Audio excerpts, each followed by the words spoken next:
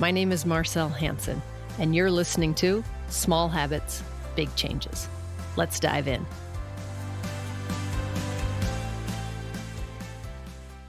I think it's important to look at the information that is coming at you, probably 100,000 bits of information a day. If you're on social media, if you're out in any metropolitan city, you're getting bombarded by flyers, by pages, by texts, by messages, maybe by DMs, by bumper stickers and billboards and social media all across the board. You're getting a ton of information thrown at you. One key discipline to engage in will make all the difference in whether or not you are feeling overwhelmed, feeling anxious, unsettled, and not at peace, and feeling at ease, in control of your life, and feeling like you can reach and achieve goals that you set out for yourself and live a fulfilled life. This one discipline can make all the difference. I was in the store the other day. I wanted to pick up a pair of Barefoot Technology sandals if they had some that I could manage. I'm not really big on having the little thong between my toes. So I wanted to see if there was something available, which in the end there wasn't, which was sad. But as I walked in, I bumped into someone I haven't seen since pre-pandemic, probably 4 or 5 years. And we got to talking, and a number of things we caught up with each other's lives. But we got on the topic discernment and how important it is. And it got me thinking of just how important it is. When messages are coming across your view, your vision is taking them in, your hearing is taking them in, maybe energetically or just aura-wise, you're feeling those messages, maybe olfactory-wise, you're smelling different chemicals, different toxins in the environment. Throughout the day, you're taking in tens of thousands of those if you're exposing yourself out in the world in any real way, shape, or form. How you function, how effective you are, how efficient you are, how happy you are, how productive you are, and ultimately how healthy you are, comes down to you discerning what is of value to you and what isn't. Taking in a message that doesn't serve you eventually will destroy you. Taking in or taking the time to receive a message that benefits you could be the difference between landing that next job, having great relationship, being healthy in the relationship you're in, being healthy in your own body. Maybe that next opportunity is presented to you because you stopped to take a moment to take in the message that was meant for you. And while it sounds really simple, the majority of people are not doing it. So many people reporting higher than ever levels of anxiety, fear of flying, not wanting to drive in traffic in busy cities, some not even wanting to travel because of those inhibitions. Some people not really even willing to engage in a real, authentic conversation because they are either armored up because so much comes at them or really numbed out for the very same reason. Could be medicated, could be completely stressed out and running on a little bit of adrenaline. They could be in a flight or fright, just really living from their limbic system, which I think wears people out and kills them quicker than anything else. Let's say quicker than most things. So how do you know if a message is for you? If anything is right for you or not? I think it starts with knowing that there are a myriad of things that you could do right now that would better your life. I don't know exactly what they are. I give you lots of opportunity, lots of examples of what you can try, but it is up to you to take control of your life and to trial and test and track things that you do in order to see whether or not they're net positive or net negative. Do I think that many people would benefit from breathing through their nose? Yeah. It's a filtration system that God gave us that many humans that I know are not utilizing. Absolutely. I think most people would benefit from breathing through their nose. Do I think that nearly everyone would benefit from, except for a few odd cases? drinking half their body weight in ounces in the best, healthiest, cleanest drinking water that they can? Absolutely. I do. It's a good idea, and it's beneficial for most people to practice grounding or earthing, walking in either barefoot technology shoes or barefoot, literally out in the grass and the sand and the dirt. Do I think that they would benefit from that? Yeah, because we all live in this world of an electromagnetic field. We are embracing more than what our bodies can handle. And so that grounding, whether barefoot technology, whether actually barefoot, allows us to discharge back into the earth and rebalance. It's essential. There are a number of basic practices that would help reduce inflammation, which causes any and all disease that one can think of, like chronic diseases are all inflammation based, would help reduce worrisome thoughts, anxiety, nervousness, overwhelm. I think that there are a few things that each and every one of us can do to make a big difference in our welfare. But then there are 100, 200, maybe 300 other practices that I could come up with and have shared exercises with and shared as example that people can try if they feel it's a fit for them. And if it is, then tracking that, testing that will prove that. But how do you know it's right for you? First of all, you got to get still and start with the basics. Don't try red light therapy if you're not hydrated. If you are not regularly hydrating, you actually could cause more damage than good, no matter what anybody says. If you are not moving on a regular basis, like each and every day, you're getting good movement in, you're doing something, Tai Chi, Qigong, walking, working out with a trainer, strength training, flexibility, mobility, it might not be the best idea for you to dive into a deep lymphatic drain. The detox of some activities is really heavy. So you do have to be aware that there are gradients for all healthy habits.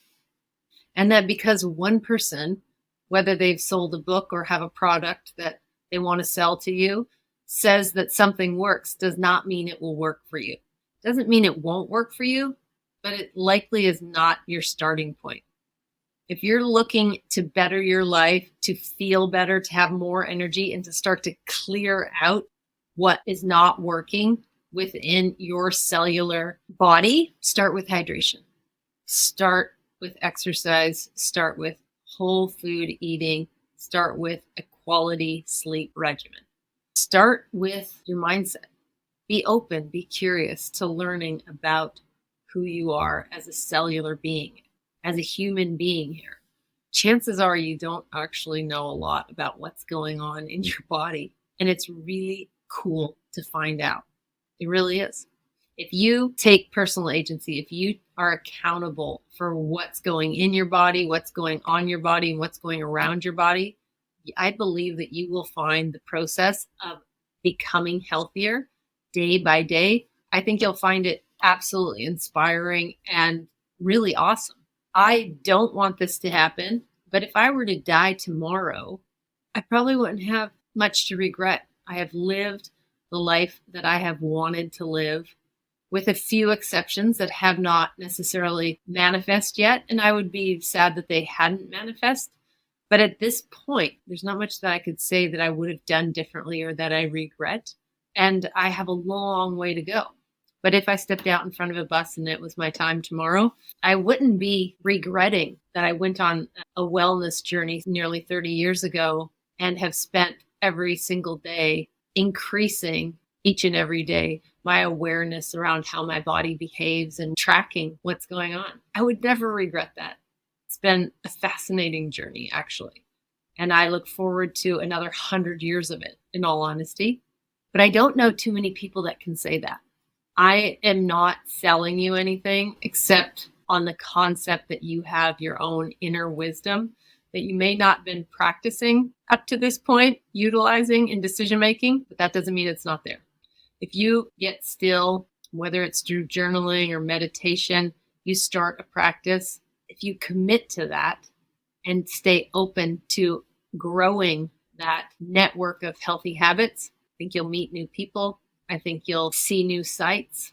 I think you'll learn an invaluable thing about yourself. I don't know exactly what that is, but if I have anything to sell you, it's that. And that's only because I've done it. And if one person can do it, then you can too. I would caution a lot of you out there. There's some great marketing in the world. Wow. I mean, I still can get sucked into a really good marketing campaign, and I've seen them built from the inside out and witnessed them in this industry for nearly 3 decades. Whether it was a book or a course or a webinar or a mastermind, watched them all come and go. I've coached hundreds of clients. I've been coached by dozens of coaches. And I think all of those can be beneficial. Having a coach, the right coach, can be life-changing. I've had a few, and they were great in that time.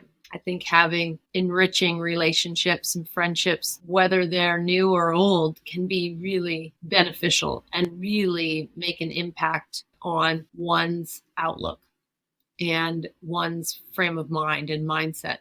I think most people can gain insight if they're open and curious with anything. You can drop into the church down on the corner or the one across town that you've never been to and just listen, meet some new people.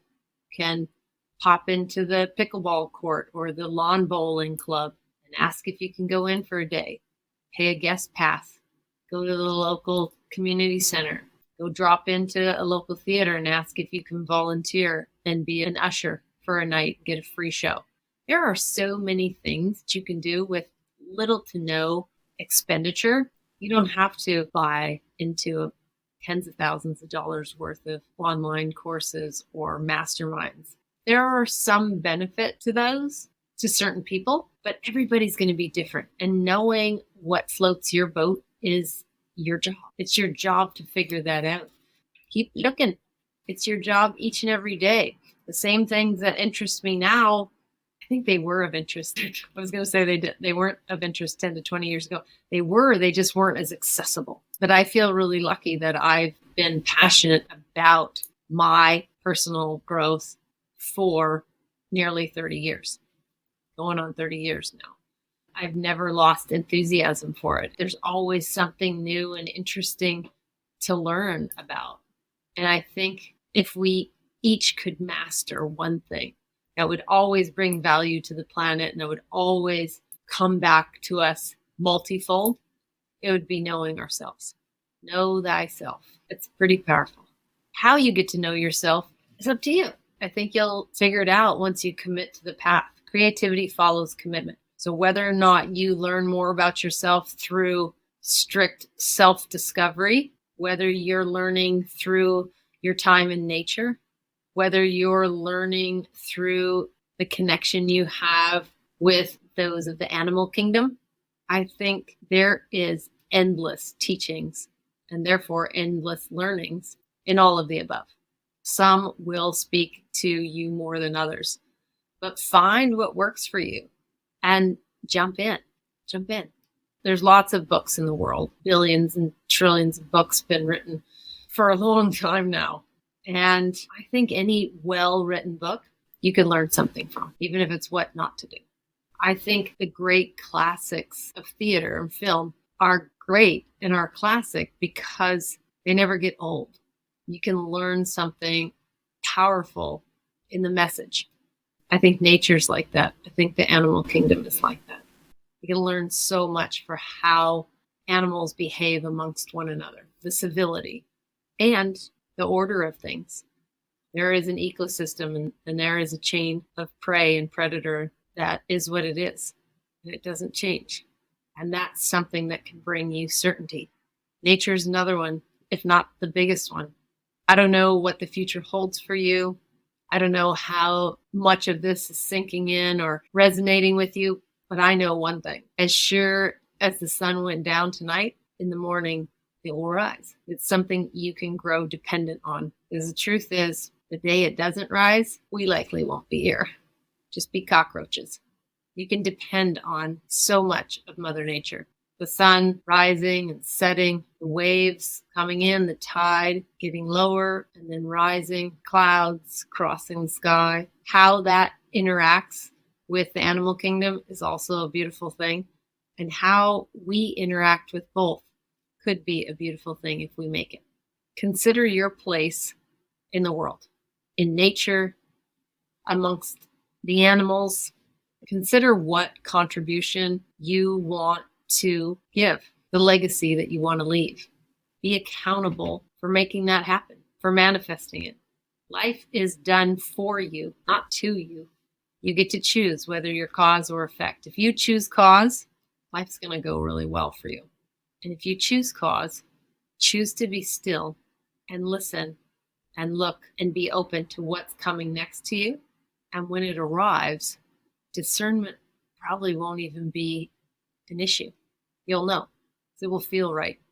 It will be right. You know where you're going and what it is you want to do on this planet.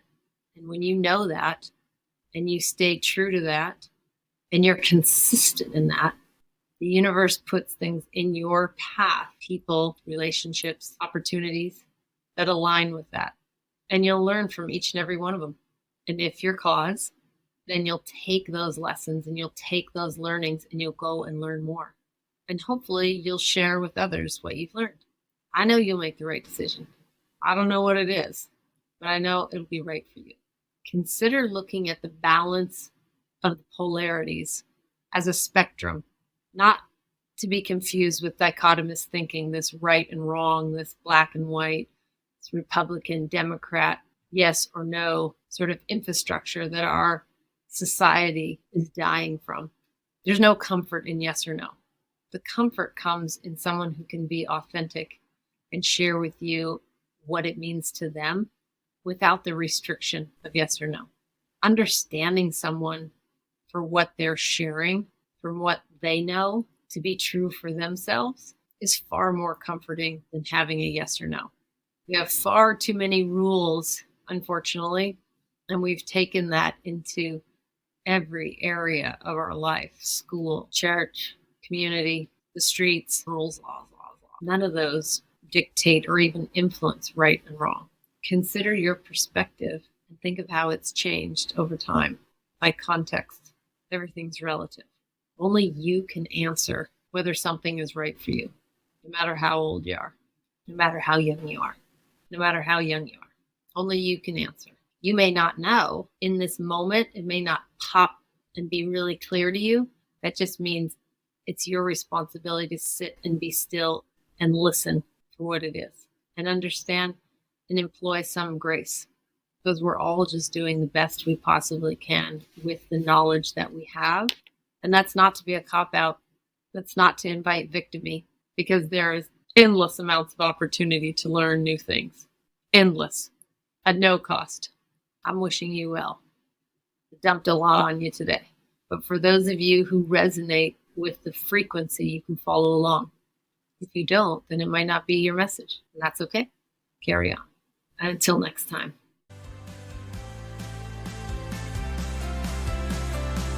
Thank you so much for listening today. If you feel any part of this episode resonated with you, then please consider sharing it with a friend who may also find value in it. And remember to hit that subscribe button if you haven't already. And before you go, did you know we have a fantastic free text community? If you want more bite-sized health hacks and reminders delivered directly to your phone, absolutely free, then text keyword YES to 206-483-2960. Again, that's keyword YES to 206-483-2960. And we'll see you on the inside.